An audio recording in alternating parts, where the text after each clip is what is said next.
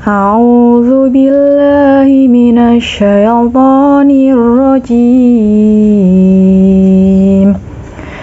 Bismillahirrahmanirrahim. Iqra' bismi rabbikal ladzi khalaq. Khalaqal insana min 'alaq. Iqra' wa rabbukal akram. Alladzi 'allama bil qalam. 'Allamal insana ma lam ya'lam. Artinya, bacalah dengan menyebut nama Tuhanmu yang menciptakan. Dia telah menciptakan manusia dari segumpal darah. Bacalah, dan Tuhanmu lah yang maha mulia, yang mengajar manusia dengan pena. Dia mengajarkan manusia apa yang tidak diketahuinya. Quran Surat Al-Alaq ayat 1-5. Alasan dipilihnya Quran Surat Al-Alaq ayat 1-5 beserta kandungan ayat tersebut adalah: pada ayat pertama berisi perintah untuk belajar, menuntut ilmu. Perintah yang dimaksud dalam ayat ini bersifat umum, tidak tertuju pada ilmu tertentu saja, sehingga kewajiban untuk menuntut ilmu meliputi ilmu yang menyangkut ayat-ayat kauliyah dan ayat-ayat kauniyah. Pada ayat kedua, Allah Subhanahu wa Ta'ala menyatakan bahwa manusia adalah makhluk yang diciptakan dari segumpal darah. Allah Subhanahu wa Ta'ala juga menegaskan bahwa manusia diciptakan sebagai sebaik-baiknya ciptaan, yaitu pada Quran Surat At-Tin ayat 4. Pada ayat ketiga terdapat dua pengertian pokok, yakni perintah untuk membaca sebagai penegasan Allah Subhanahu wa Ta'ala yang maha mulia. Oleh karena itu, Islam mendidik umatnya agar menjadi umat yang pandai, sehingga bisa memahami ayat-ayat kauliyah dan kauniyah. Pada ayat keempat, Allah Subhanahu wa Ta'ala menjelaskan bahwa Dia mengajarkan manusia dengan pena.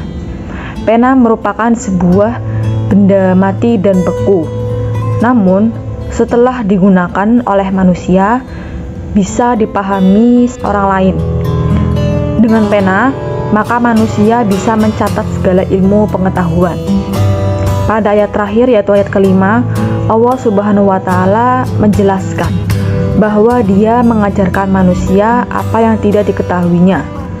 Manusia lahir ke dunia ini dalam keadaan tidak diketahuinya. Manusia lahir ke dunia ini dalam keadaan tidak mengetahui apa-apa. Kemudian Allah Subhanahu wa Ta'ala menganugerahkan pendengaran dan penglihatan agar memudahkan manusia untuk belajar dan menuntut ilmu sebanyak-banyaknya. Dari Abu Hurairah, Rasulullah Shallallahu Alaihi Wasallam bersabda, Bismillahirrahmanirrahim. Man 'allama 'ilman mimma yubtakha bihi wajhullahi 'azza wa jalla la yata'allamu illa liyusiba bihi 'aradan minad dunya lam yajid arfal jannati yaumal qiyamah.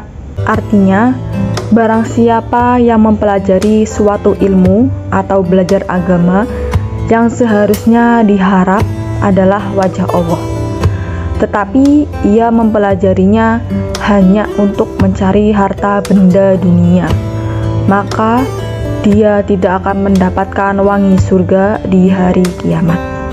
Hadis riwayat Abu Daud nomor 3664, Ibnu Majah nomor 252, dan Ahmad nomor 338.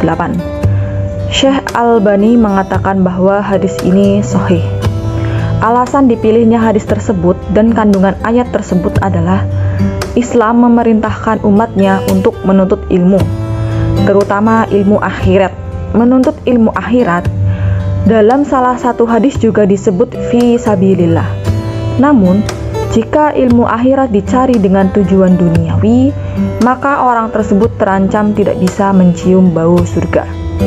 Rasa malu menyebabkan pelakunya tidak akan mendapatkan ilmu selama sifat tersebut masih ada dalam dirinya. Ummul Mukminin Aisyah radhiyallahu anha pernah berkata tentang sifat malu para wanita Ansor sebagai berikut. Bismillahirrahmanirrahim. Ni'man nisaul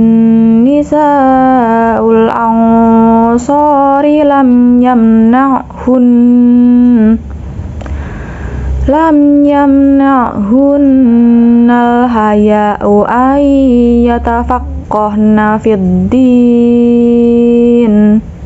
yang artinya sebaik-baik wanita adalah wanita Ansor. Rasa malu tidak menghalangi mereka untuk memperdalam ilmu agama.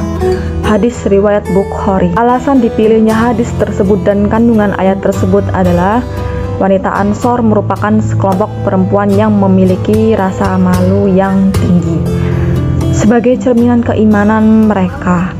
Namun, hal itu tidak berlaku dalam menuntut ilmu, sebab rasa malu dalam menuntut ilmu dapat menyebabkan kekeliruan dan ketidakjelasan. Seseorang yang malu bertanya dalam menuntut ilmu akan menyebabkan ia tidak mendapatkan penjelasan dari hal-hal yang masih samar atau meragukan baginya. Karena itu, agar seseorang menuntut ilmu mendapatkan penjelasan yang terang dan ilmu yang pasti, maka ia harus memberanikan diri bertanya mengenai permasalahan yang belum jelas ataupun belum meyakininya bagi dirinya sendiri.